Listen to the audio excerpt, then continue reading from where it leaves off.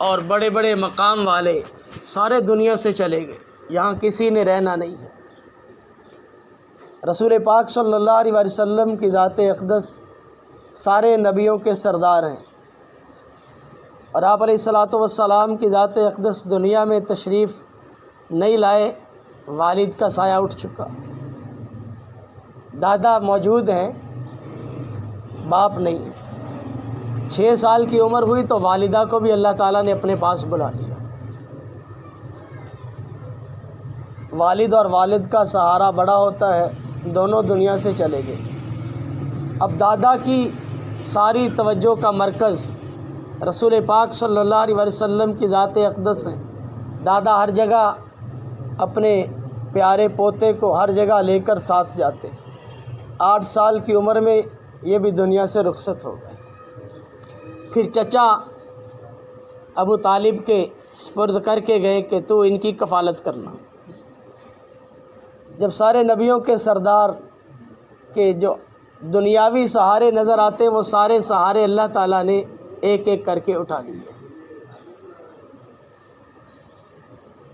جو قیامت تک آنے والے انسانوں کا سہارا بنے، ان کے سہارے اللہ نے دنیا میں توڑ کے دکھائے کہ یہ ساری کائنات کے انسانوں کے لیے سہارا بنے گے۔ کسی کا باپ فوت ہو جائے گا تو وہ میرے نبی کی زندگی کو دیکھے گا، اسے سکون مل جائے گا۔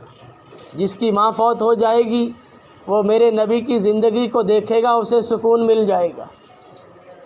کسی کا بیٹا فوت ہوگا تو وہ نبی کی زندگی کو دیکھے گا تو اسے سکون ملے گا۔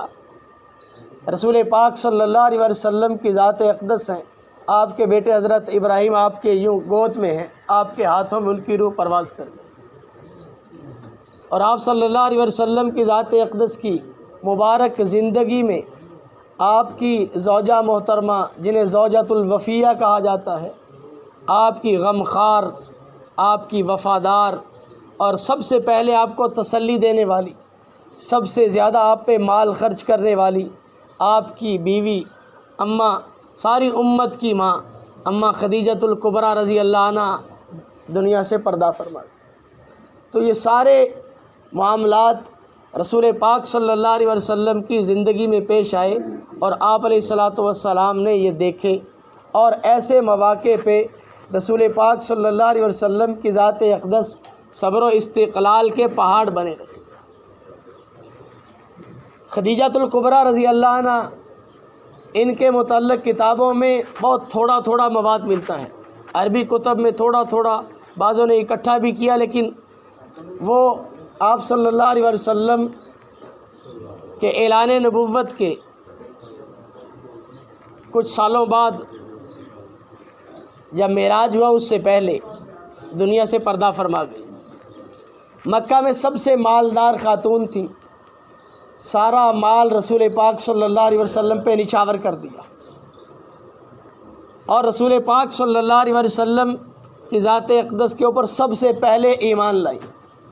آپ کے اوپر ایمان لانے والی سب سے پہلے مال خرچ کرنے والی، اور آپ علیہ الصلاۃ والسلام پر جب پہلی وحی نازل ہوئی تو سب سے پہلے آپ کو تسلی دینے والی، ہر اعتبار سے ساتھ دینے والی، اور چاروں بیٹیاں اللہ نے آپ علیہ الصلاۃ والسلام کی ذات اقدس کو ان سے دی۔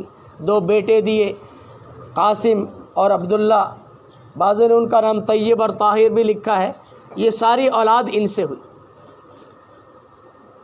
یوں رسول پاک صلی اللہ علیہ وسلم کی ذات اقدس کو بڑا غم پہنچا، یہ سارا امت نے دیکھا، اور رسول پاک صلی اللہ علیہ وسلم کی مبارک زندگی۔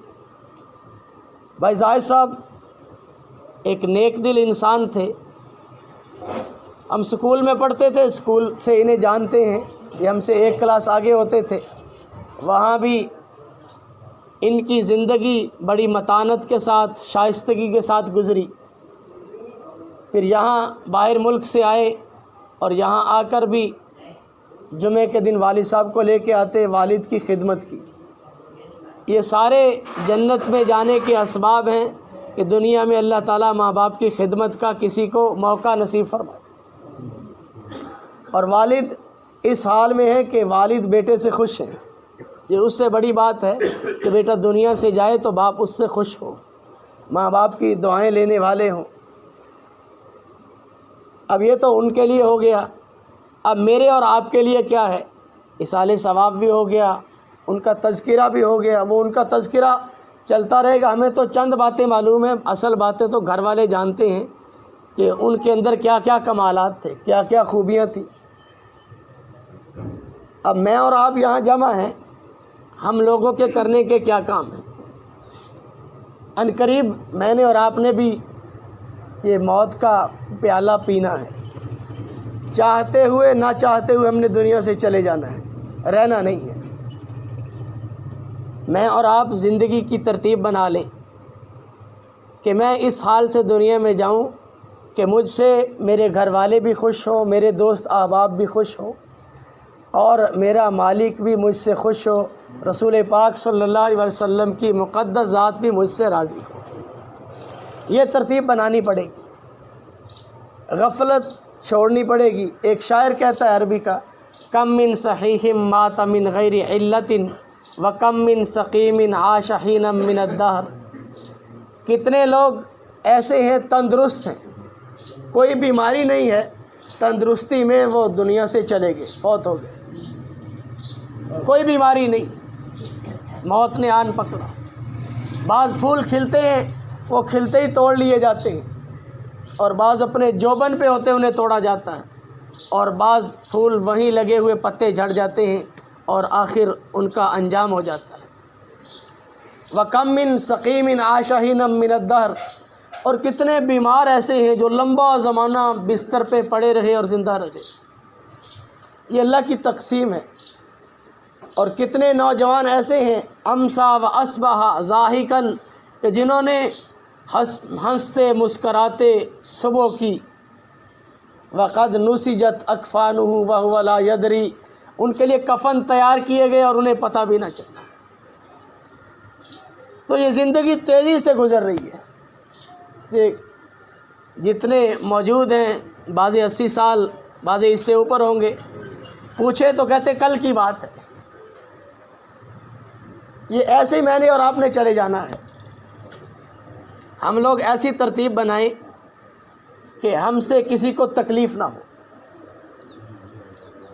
ہمارے شیخ الحدیث استاد محترم فرمانے لگے، یہ جو آج کل کا دور چل رہا ہے، اس میں آدمی 5 وقت نماز پڑھے، حلال روزی کمائے اور کسی کو تکلیف نہ دے، یہ اس دور میں ولی اللہ ہے۔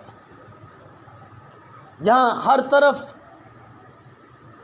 حرام کاری ہے، حرام کی روزی کے اسباب موجود ہیں، جہاں ہر طرف بد زبانی ہے، دلوں کو توڑنا ہے، اور جہاں ہر طرف ہی نافرمانی ہی کے اسباب موجود ہیں، یہ بندہ اللہ تعالیٰ کو بھی راضی کر رہا ہے اور مخلوق خدا کو بھی راضی کر رہا ہے، اور اپنے جو اس کے ماتحت ہیں ان کے لیے حلال روزی کما رہا ہے۔ یہی ولایت ہے۔ زندوں کی قدر کرنا سیکھ لیں، مرنے کے بعد سارے قدر کرنے لگ جاتے ہیں۔ اصل میں ہم لوگ مردہ پرست لوگ ہیں، زندوں کی ہم لوگ قدر نہیں کرتے۔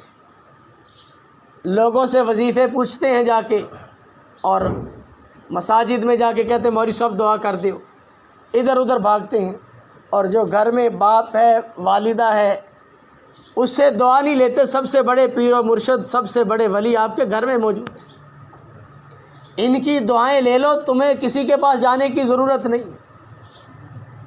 رسول پاک صلی اللہ علیہ وسلم کی ذات اقدس سے کوئی یہ ثابت نہیں کہ کسی کے پاس جا کے تم یہ دعائیں کراؤ۔ ہاں اتنا ضرور ہے، ماں باپ کے فضائل ہے، باپ کی دعا رد نہیں ہوتی۔ سفید بالوں کا اللہ حیا کرتے ہیں، ماں کے پاؤں کے نیچے جنت ہے، باپ جنت کا دروازہ ہے۔ علامہ ابن سیرین رحمۃ اللہ علیہ خوابوں کی تعبیر کے بڑے معبر تھے، ایسے معبر تھے کہ تعبیر بتلاتے، تعبیر اسی وقت پوری ہو جاتی۔ امام مالک رحمۃ اللہ علیہ نے خواب دیکھا، خواب میں دیکھا رسول پاک صلی اللہ علیہ وسلم کی ذات اقدس نے خواب میں یوں ہاتھ سے اشارہ کیا۔ امام مالک رحمۃ اللہ علیہ نے شاگرد کو بھیجا ابن سیرین کے پاس جاؤ۔ امام مالک مدینہ طیبہ میں رہتے تھے، مدینے سے باہر نہیں جاتے تھے، یوں فرماتے تھے کہ کہیں مدینے سے باہر مجھے موت نہ آ جائے، اس سے مدینے سے باہر نکلنا چھوڑ دیا تھا۔ تو بڑھاپے کا عالم تھا، خواب دیکھا تو خواب کی تعبیر کے لیے اتنے بڑے امام مالک جن کے ماننے والے لاکھوں میں ہیں، وہ خواب کی تعبیر کے لیے معبر کے پاس بھیج رہے ہیں آدمی، اور کہا میرا نام نہیں بتانا، خواب کی تعبیر پوچھ کے آؤ۔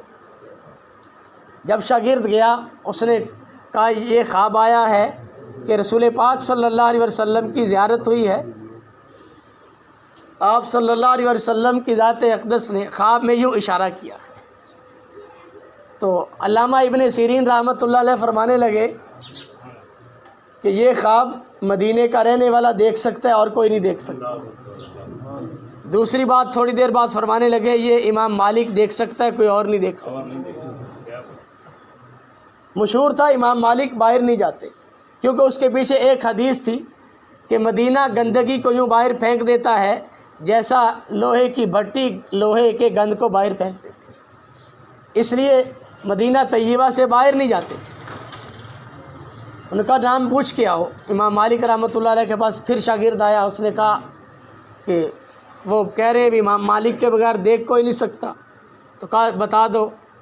تو انہوں نے یہ ارشاد فرمایا کہ اس کا مطلب یہ ہے کہ قرآن پاک کی آیت ہے جس کا مطلب یہ ہے کہ کوئی نہیں جانتا کل کیا کھائے گا، کوئی نہیں جانتا بارش کب ہوگی، کوئی نہیں جانتا موت کس جگہ پہ آئے گی۔ یہ 5 چیزوں کا جو قرآن نے بیان فرمایا اس کی طرف اشارہ ہے کہ تو پریشان نہ ہو، یہ اس کا علم کسی کو نہیں اللہ کے علاوہ۔ ابن سیرین رحمۃ اللہ علیہ کے پاس آدمی آیا، کہنے لگا میں نے خواب دیکھا میری چارپائی کے نیچے آگ جل رہی ہے۔ اس کو کہا وہاں سے کھودو، وہاں سے خزانہ نکلے گا۔ اس نے کھودا، وہاں سے خزانہ نکلا۔ کچھ عرصے بعد ایک اور آیا، کہنے لگا جی میں نے گھر میں دیکھا آگ جل رہی ہے۔ اس کو فرمانے لگے گھر سے سامان باہر نکالو، تیرا مکان گرنے والا ہے۔ اس نے سامان باہر نکالا، مکان گر گیا۔ لوگوں نے کہا حضرت ایک ہی خواب تھا، کچھ عرصہ پہلے آدمی آیا، خزانہ نکلا، آگ دیکھی، یہ آیا تو آپ نے کہا مکان گرنے والا ہے۔ فرمانے لگے کہ اس نے خواب دیکھا تھا سردی کے موسم میں، سردی میں آگ اچھی چیز ہوتی ہے، نفع کی چیز ہے، لوگ اس کو تاپتے ہیں۔ اس نے خواب دیکھا گرمی کے موسم میں، گرمی میں آگ بری چیز ہے۔ اس لیے خواب کی تعبیر موسم کے اعتبار سے اور انسان کے اپنے اعتبار سے، وقت کے اعتبار سے تبدیل ہو جاتی ہے۔ اور خوابوں کی تعبیر کا علم کوئی کتابی علم نہیں ہے، یہ وہابی علم ہے، اللہ جسے عطا فرمائے۔ اس لیے اگر کوئی خواب آئے تو اپنا خواب ہر ایک کو بیان نہیں کرنا چاہیے۔ تو یوں اللہ تعالیٰ نے امت کو بڑے بڑے لوگ دیے، امام مالک رحمۃ اللہ علیہ جیسے، ابن سیرین رحمۃ اللہ علیہ جیسے۔ ابن سیرین رحمۃ اللہ علیہ تجارت کرتے تھے، پیسہ کوئی نہیں تھا، سارا مال ہلاک ہو گیا، کسی سے پیسہ ادھار لیا، کہا کچھ پیسہ دے دو، اس کا سامان خریدا، غالباً سرکہ تھا یا کوئی اور چیز تھی، اس کے اندر چوہا گر کے مر گیا، وہ سارے کا سارا گرا دیا۔ اب وہ جس نے پیسے دیے تو کہتا میرے پیسے واپس کرو، ان کے پاس پیسے کوئی نہیں، اتنا بڑا آدمی اور پیسہ کوئی نہیں۔ اس نے حاکم وقت کو درخواست دی، انہوں نے انہیں جیل میں ڈال دیا۔ ابن سیرین جیل میں ہیں، صحابی رسول رضی اللہ عنہ کا وصال ہوا، انہوں نے وصیت کی میرا جنازہ ابن سیرین پڑھائے۔ اب کہا بھی ابن سیرین کہاں ہیں؟ کہا وہ تو جیل میں ہیں۔ انہیں کہا جی جنازہ پڑھو، انہوں نے کہا میں تو ایسے نہیں پڑھاؤں گا، وہ میرا قرضہ معاف کرو۔ قرضہ معاف کیا، یہ باہر ہے، جنازہ پڑھایا۔ تو یہ جب ان کی والد یا والدہ کا انتقال ہوا تو بڑا رونے لگے۔ کسی نے کہا ابن سیرین تو لوگوں کو درس دیتا ہے، رونا نہیں ہے اور خود رو رہا ہے۔ فرمانے لگے میرے لیے اللہ نے جنت میں جانے کے 2 دروازے رکھے تھے، آج ایک دروازہ بند ہو گیا ہے، اس لیے رونا تو خود بخود آئے گا کہ یہ 2 ہی دروازے ہیں جو جنت میں جانے کے لیے اللہ نے کھولے ہر ایک کے لیے، ایک ماں ہے اور ایک باپ ہے۔ ایک دروازہ بند ہو گیا، ابن سیرین کیوں نہ روئے؟ تو اس لیے جو ہمارے والدین ہیں، بہن بھائی ہیں، دنیا کی خاطر اور دنیا کے پیسوں کی خاطر کسی سے نہ بگاڑیں. جو چیزیں ہیں وہ اللہ دے ہی دیتے ہیں، وہ مقدر میں ہے، مل کے رہے گا آپ کو. اس لیے اپنے ماں باپ، بہن بھائی، عزیز و اقارب، رشتہ دار، ان سے پیسے کے معاملے میں، چیزوں کے لیے کبھی جھگڑا نہ کریں. چیزیں اللہ دے دیں، ان کی عزت کریں. بقول ایک اللہ والے کے، وہ فرمانے لگے کہ مسجد میں آتے ہیں، جوتے پڑے ہوتے ہیں، بعض لوگ دوسروں کے جوتوں پہ پاؤں دے دیتے ہیں. فرمانے لگے یہ کسی احترام والے شخص کے جوتے ہیں، اس لیے اس کے جوتے پہ بھی پاؤں نہیں آنا چاہیے. وہاں جوتوں کا بھی احترام چل رہا ہے اور یہاں انسانوں کی قدر نہیں. اس لیے زندگی میں ہم لوگ ایک تو سارے عہد کر لیں کہ جب تک سانس ہے اسی وقت چانس ہے. سانس ختم ہو جائے گی، چانس ختم ہو جائے گا. ہم لوگ نماز نہیں چھوڑیں گے، اس کی تو سارے نیت کرتے ہیں نا جی. 5 وقت کی نماز کا اہتمام کریں گے. دوسرا، رزق حلال کمائیں گے، رزق حلال ہی کھائیں گے. اگر کوئی ایسا معاملہ بن جاتا ہے تو مفتیان کرام سے، علماء سے پوچھ کر چلیں گے. یہ نہیں کہ نیٹ پہ کسی کو اٹھایا اور دیکھ لیا، ہاں جی ٹھیک ہے یہ کام حلال ہے. وہاں تو سارے جو مرضی کوئی وہاں ڈال دے ویڈیو بنا کے. وہاں کون سا کوئی کرائٹیریا ہے؟ جو امت کے اسپیشلسٹ ہیں، جن کی زندگیاں قرآن و سنت کی آبیاری میں، پڑھنے پڑھانے میں گزریں، جن کے اوپر امت کے علماء کا اعتماد ہے، ان سے مسئلہ پوچھیں. ہر مولوی صاحب سے مسئلہ نہیں پوچھیں. بڑے بڑے مدرسے ہیں، دارالفتاء سے جا کے مسئلہ پوچھیں گے. ایک تو حلال کمائیں گے، حلال کھائیں گے. دوسرا، ہر ایک کو عزت دیں گے، ہر ایک کا احترام کریں گے. کسی کی بے اکرامی نہیں کریں گے، کسی کی بے عزتی نہیں کریں گے. اس کی کوشش کریں گے نا جی انشاءاللہ. اللہ تعالیٰ عمل کی توفیق دے.